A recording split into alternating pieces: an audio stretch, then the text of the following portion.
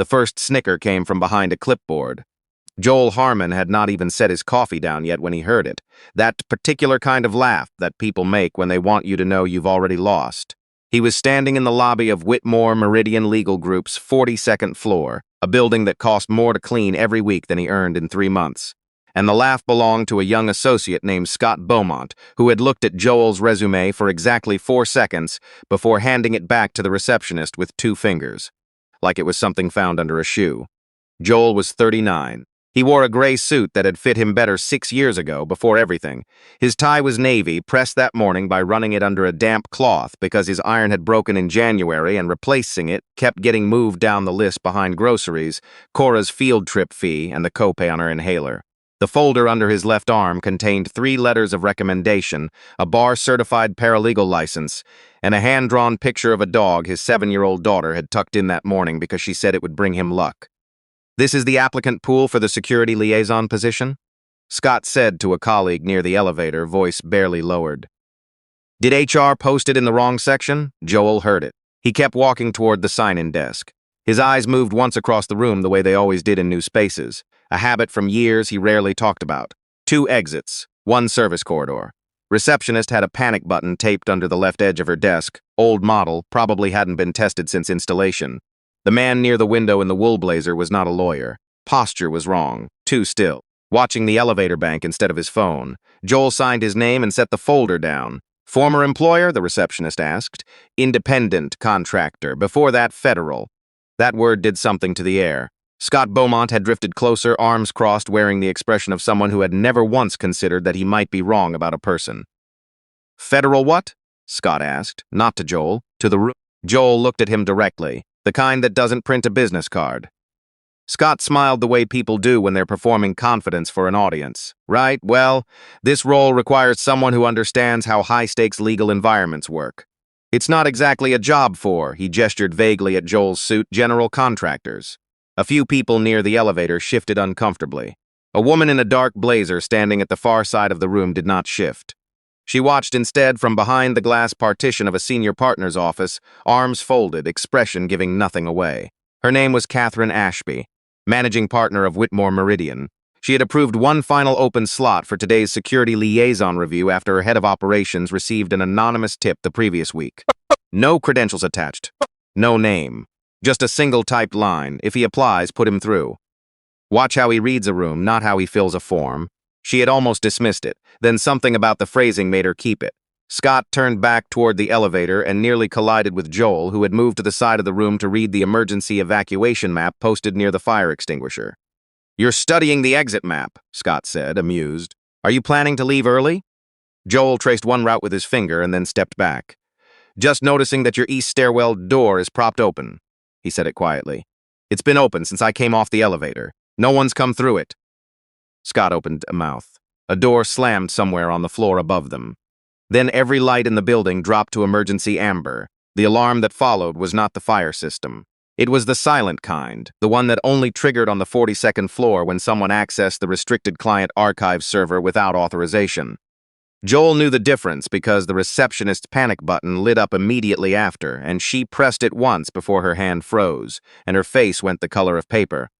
"What is that?" Scott said, suddenly no longer performing anything. Joel was already moving toward the east stairwell. "Don't use that door," a security officer called out behind him. "We have protocol. Your protocol takes 4 minutes to respond to a server breach on a floor with active client litigation files." Joel said without stopping, "You have 3. He pushed into the stairwell. The door had been propped with a rubber wedge, fresh, not worn. Someone had placed it deliberately and recently, the kind of detail that looked like maintenance but wasn't. He took the stairs upward, not down. On the 43rd floor, he found the first sign that this was not a drill. A paralegal named Tim, based on the lanyard around his neck, sat slumped against the wall near the copier room, breathing steady, pulse present but unconscious. A small discoloration near his collar, the faint mark of a fast-acting injectable sedative administered by someone who knew exactly what they were doing and wanted no witnesses and no noise. Joel crouched for 2 seconds. He did not touch anything except to confirm the pulse. Then he stood and continued down the hallway toward the sound of voices behind a closed door at the end of the corridor. One voice was controlled, almost professional. The other was Catherine Ashby, and she was angry in the specific way that people are angry when they're also frightened, but absolutely refused to let the frightened part win. "You don't represent this firm," she said, "and you are not authorized to be on this floor." Joel slowed. He used the reflection in a framed award hanging on the wall to read the door before exposing himself to it. Two men, both in building security uniforms. One stood too close to Catherine, shoulder angled in a way that was less about guarding and more about cornering. The second man was near the credenza, gloved hand resting on a hard drive, the portable kind, the kind people brought specifically to take things, not fix them. Joel opened the door. The man near Catherine turned first and reached toward his jacket. Joel closed the distance before the reach became a draw. One hand trapped the elbow, the other found the wrist, weight shifted, and the man went into the wall shoulder first with enough force to end the conversation in his joints before it started in his mouth. The second man lunged away from the credenza toward the emergency exit. Joel caught him by the collar, pulled him backward into the door frame, and held him there with one forearm across his chest. Catherine stood still, not frozen, still watching.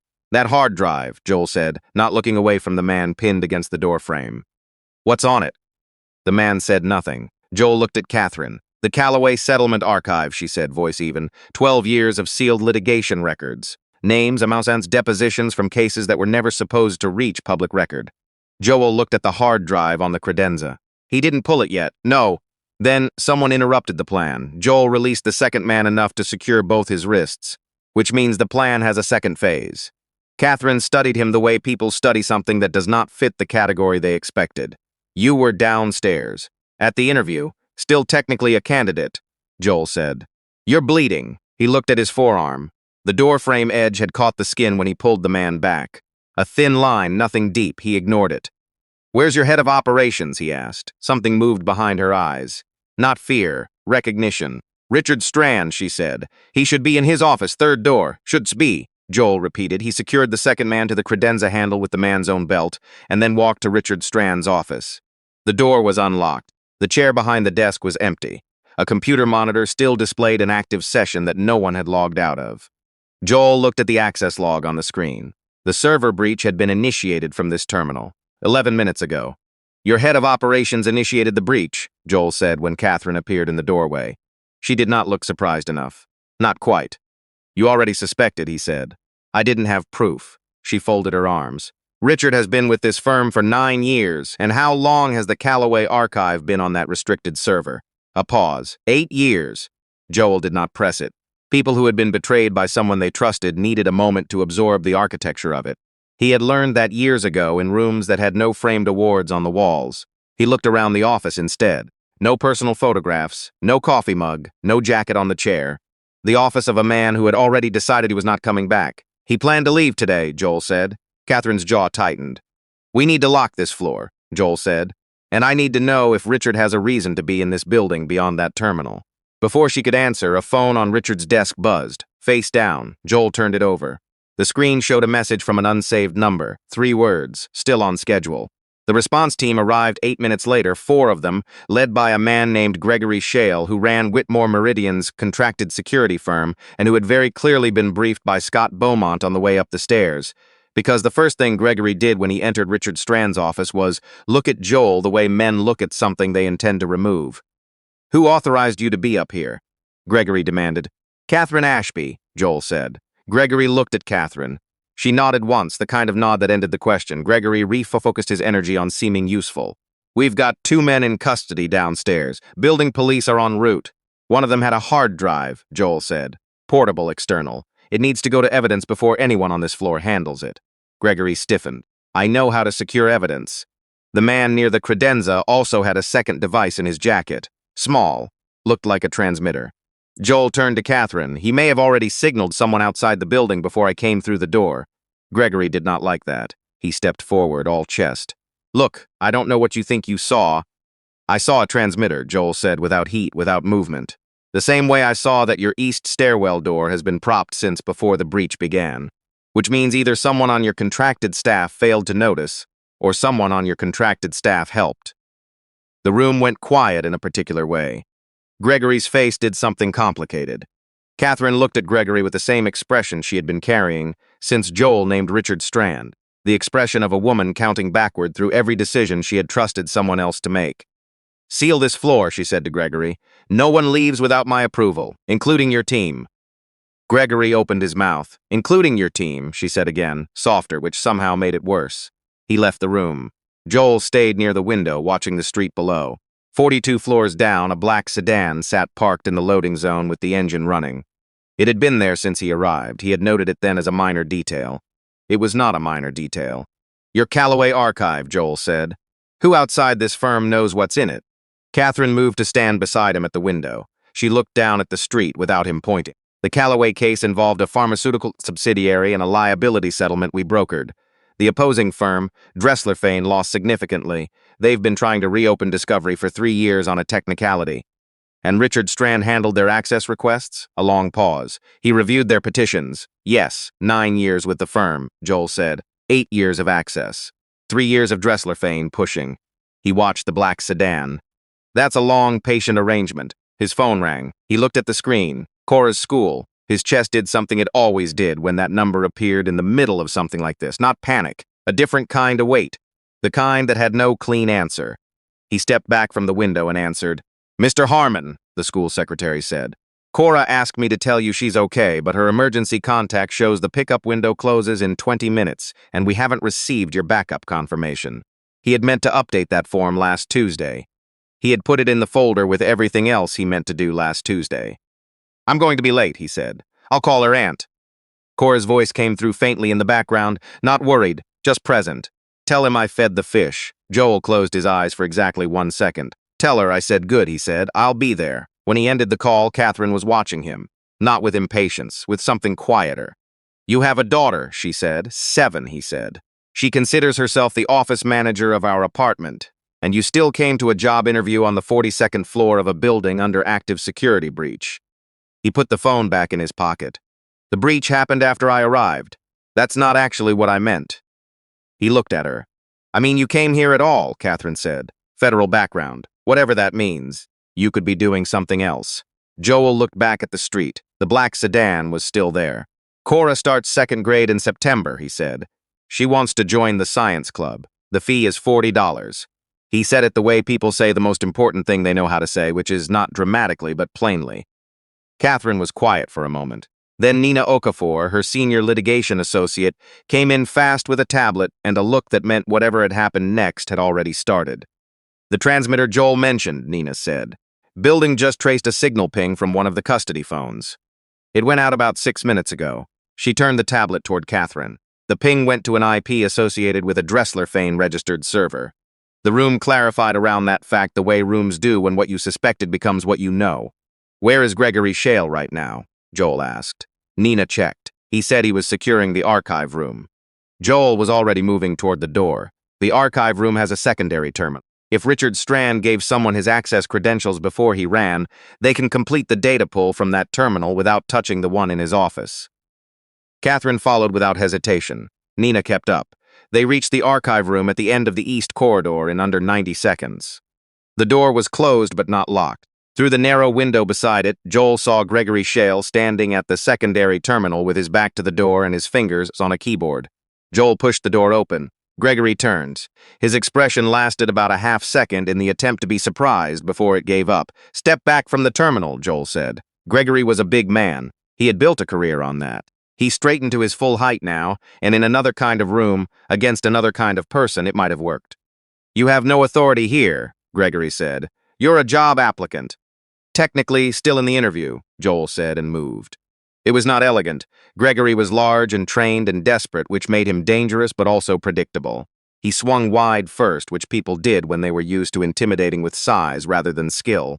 Joel slipped inside the swing, drove a short elbow into his ribs, and used Gregory's own forward momentum to redirect him face first into the server rack with enough controlled force to stop the situation without requiring anyone to explain injuries later.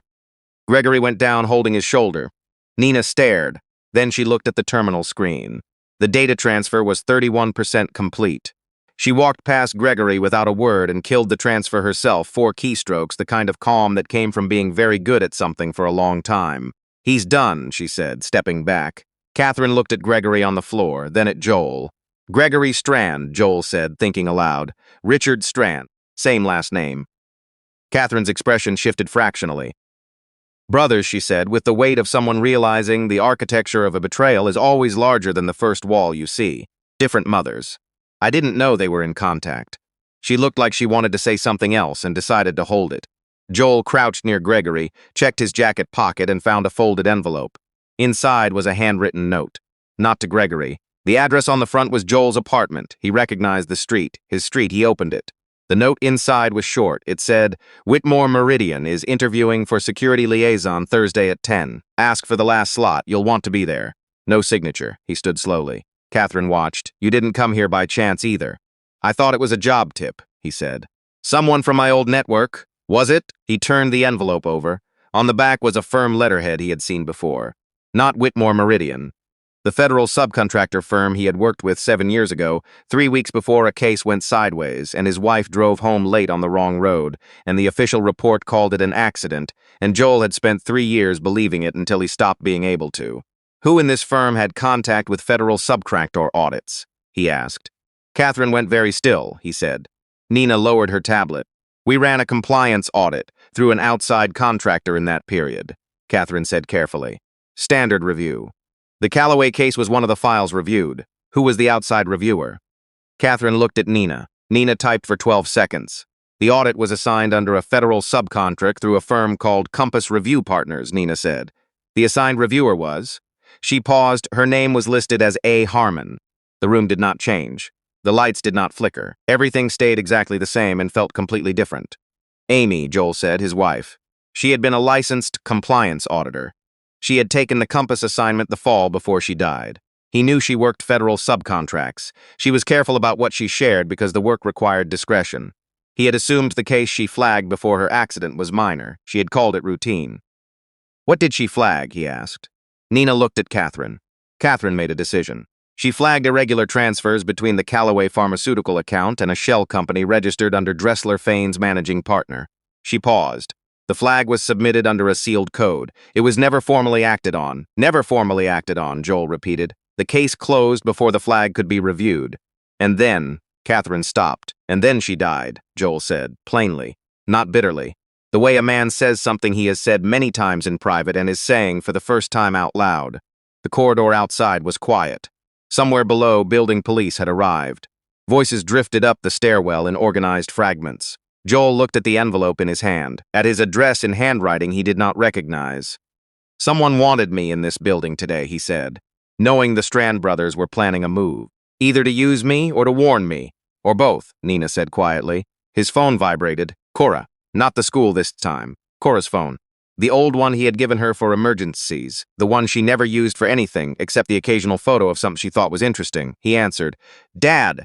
Her voice was small and awake and certain in the way children were certain of important things. Aunt Bess said you're still at the interview. Almost done, he said. Did they do the thing where they make you feel small first? He looked at the floor, at Gregory Shale, still holding his shoulder, at the archive terminal that had not completed its theft, at the envelope with his address in someone else's handwriting. Yeah, he said. They did that thing. Mom said small was just a word people used when they didn't know what they were actually scared of. The silence after that was not empty. Catherine heard it. Nina heard it. Neither of them said anything. I'll be there soon, Joel said. I promise. I know, Cora said. You always are. The line ended. He stood in the archive room for a moment with the phone in his hand, and he understood with the specific clarity that came from losing someone and then finding a thread of what they had known, that Amy had not flagged the Callaway account by coincidence. She had known what she was looking at. She had filed the report under a sealed code because she had known something might happen. She had left a trail on purpose. She had just not known if anyone would ever find it.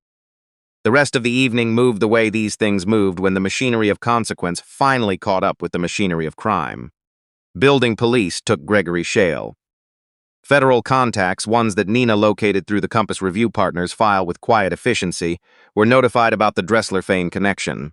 Richard Strand was found 40 minutes later in the parking structure 2 blocks over, waiting in a car with a second hard drive and a plane ticket to a city with no extradition agreement, which was either arrogance or panic, and it did not much matter which. Joel sat in the 42nd floor lobby while a paramedic cleaned the cut on his forearm. He had not noticed how deep it was until the adrenaline finished. Catherine stood near the window looking at the city with her arms still folded.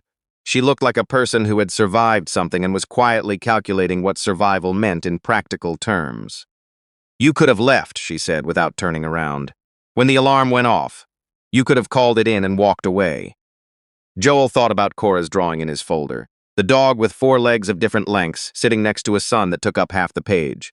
"Lucky," Cora had said. "For luck. The job still pays," he asked. Catherine turned. Something shifted in her face that had not shifted all night.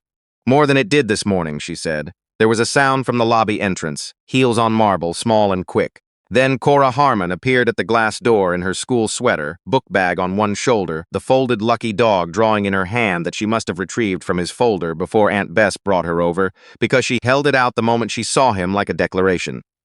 "I want to see if it worked," she said. Joel stood from the paramedic's chair, arm half-wrapped and crouched to her height.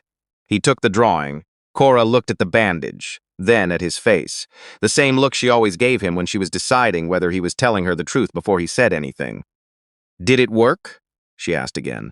He looked up at Catherine, who was watching his daughter the way people watched things that reminded them what a building full of glass and power was actually supposed to protect. "Yeah," Joel said. "I think it did."